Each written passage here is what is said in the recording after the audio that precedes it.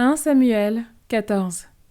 Un jour, Jonathan, fils de Saul, dit à son écuyer : « Viens, passons vers le poste des Philistins qui est là, sur l'autre versant. » Mais il n'avertit pas son père. Saul se tenait à la limite de Gibéa, sous le grenadier de Migron, et, avec lui, il y avait environ 600 hommes. Aïa, fils d'Aïtoub, frère d'Ikabod, fils de Pinias, fils d'Éli, était prêtre du Seigneur à Silo. Il portait l'éphod. Le peuple ne savait pas que Jonathan était parti. Parmi les passages que Jonathan avait recherchés pour passer vers le poste des Philistins, il en est un avec une dent de rocher sur un versant et une dent de rocher sur l'autre. L'une était appelée Bosek et l'autre Séné. L'une se dresse au nord, en face de Michmas, l'autre au sud, en face de Géba. Jonathan dit à son écuyer : « Viens, passons vers le poste des incirconcis. Peut-être le Seigneur agira-t-il en notre faveur, car rien n'empêche le Seigneur de donner le salut, que l'on soit peu ou beaucoup. » Son écuyer lui répondit : « Fais tout ce que tu as dans le cœur, vas-y, et moi je suis avec toi, selon ton cœur. » Jonathan reprit : « Voici que nous passons vers ces hommes, ils vont nous repérer. S'ils nous disent : Halte, attendez que nous vous ayons rejoints, alors nous resterons sur place, nous ne monterons pas vers eux.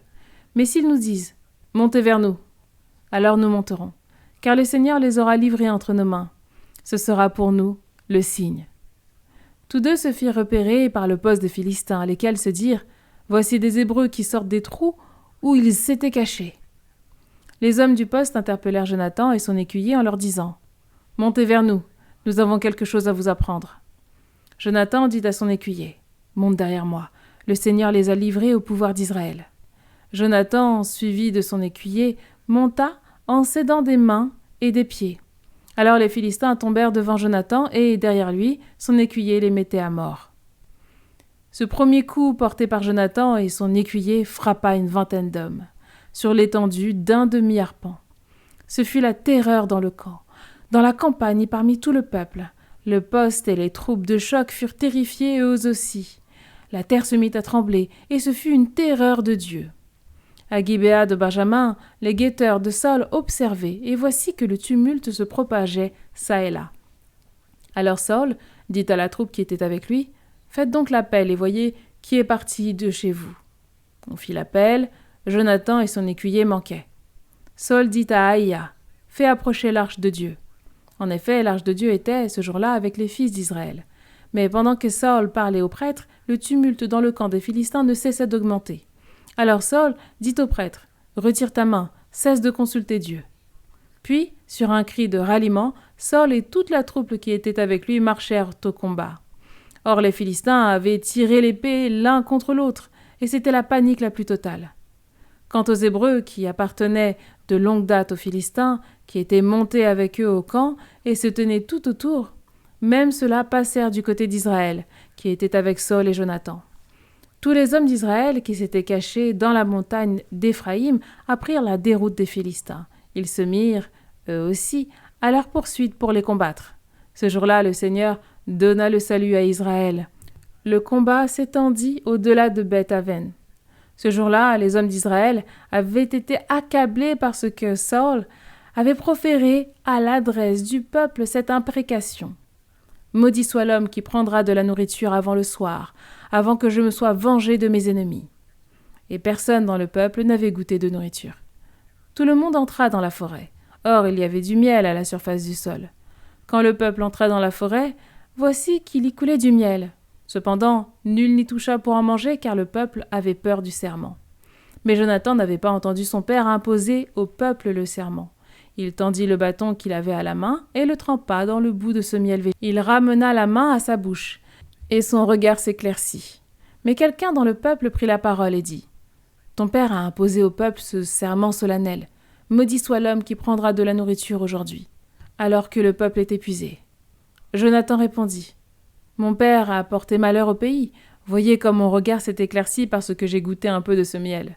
À plus forte raison, si le peuple s'était nourri aujourd'hui sur le butin trouvé chez l'ennemi, le coup porté aux Philistins n'aurait-il pas été plus rude encore ? » Ce jour-là, ils battirent les Philistins depuis Michmas jusqu'à Ayalon, et le peuple fut complètement épuisé. Il se jeta sur le butin. On prit du petit et du gros bétail, avec de jeunes bêtes. On les égorgea à même le sol, et le peuple mangea au-dessus du sang. On rapporta la chose à Saül. Voici que le peuple est en train de pécher contre le Seigneur, en mangeant au-dessus du sang. Saül dit, vous avez trahi. Roulez vers moi une grosse pierre tant qu'il fait jour. Puis il déclara, dispersez-vous parmi le peuple et dites que chacun amène vers moi son bœuf ou son mouton. Vous les égorgerez et les mangerez ici. Vous ne pécherez pas contre le Seigneur en mangeant auprès du sang. Alors, à la nuit tombée, tous les gens amenèrent le bœuf que chacun possédait et que l'on égorgea à cet endroit. Saül bâtit un autel au Seigneur. C'était la première fois qu'il bâtissait un autel au Seigneur. Saül dit, descendons à la poursuite des Philistins pendant la nuit.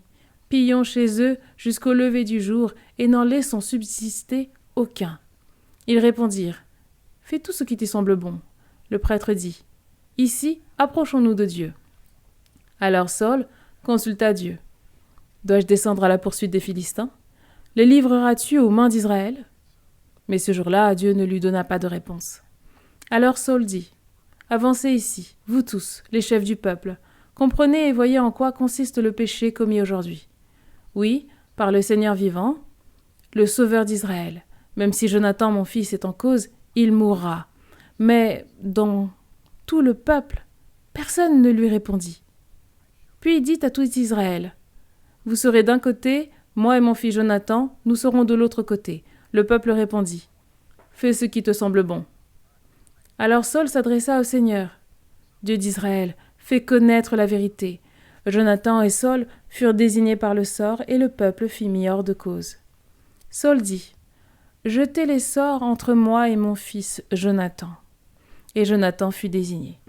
Saül dit à Jonathan, révèle-moi ce que tu as fait. Jonathan le lui révéla en disant, oui, j'ai goûté un peu de miel au bout du bâton que j'avais à la main. Me voici, que je meurs. Saül déclara, Dieu amène le malheur sur moi, et pire encore, si tu ne meurs pas, Jonathan. Mais le peuple dit à Saül, est-ce que Jonathan devrait mourir, lui qui a emporté cette grande victoire en Israël? Quelle horreur! Par le Seigneur vivant, il ne tombera pas à terre un seul cheveu de sa tête, car c'est avec Dieu qu'il a agi en ce jour. Le peuple racheta Jonathan, et celui-ci ne mourut pas.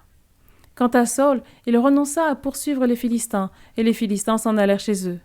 Quand Saül se fut emparé de la royauté sur Israël, il mena la guerre contre tous ses ennemis alentour. Moab, les fils d'Ammon, Édom, les rois de Soba et les Philistins. De quelque côté qu'il se tourna, il leur faisait du mal. Il déploya sa force et battit Amalek. Il délivra Israël de la main de ceux qui le pillaient. Les fils de Saül étaient Jonathan, Yishwi et Malikshua. Ces deux filles s'appelaient l'aînée Mérab et la cadette Michal. La femme de Saül s'appelait Ahinoam, fille d'Ahimaas. Le chef de son armée s'appelait Abner, fils de Ner, qui était l'oncle de Saül. Kish, le père de Saül, et Ner, le père d'Abner, étaient fils d'Abiel. Il y eut une guerre acharnée contre les Philistins durant tous les jours de Saül.